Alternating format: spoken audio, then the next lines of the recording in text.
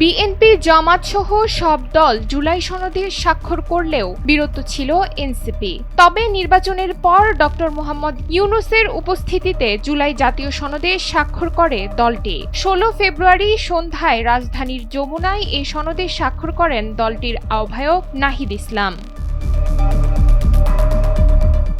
গত বছরের ১৭ অক্টোবর জাতীয় সংসদের দক্ষিণ প্লাজায় অন্তর্বর্তী সরকারের প্রধান উপদেষ্টা ডক্টর মোহাম্মদ ইউনূস এবং ২৫টি রাজনৈতিক দলের নেতারা জুলাই জাতীয় সনদে স্বাক্ষর করেন।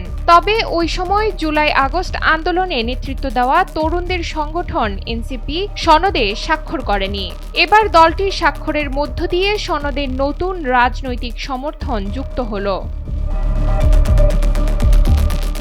স্বাক্ষর করার কারণ ব্যাখ্যা করে এনসিপির যুগ্ম আহ্বায়ক মনিরা শারমিন বলেন, অক্টোবরে এই সনদ স্বাক্ষরের সময় এর আইনি ভিত্তি ও বাস্তবায়ন পদ্ধতি নিয়ে নিশ্চিত ছিলাম না, কিন্তু গণভোট অনুষ্ঠিত হয়েছে এবং সেখানে হ্যাঁ বিজয়ী হওয়ায় সংস্কারের আইনি ভিত্তি নিশ্চিত হয়েছে।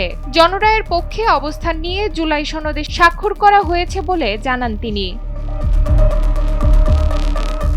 মনিরা শারমিন আরও বলেন, এখানে এনসিপির ৬ জন এমপির আইনি কর্তৃত্ব থাকবে এবং ভবিষ্যতে কেউ সংস্কার বিরোধী কিছু করলে তাদের বিরুদ্ধে আইনের আওতায় লড়াই করা যাবে। নুসরাত তালবিয়া, সময়ের আলো।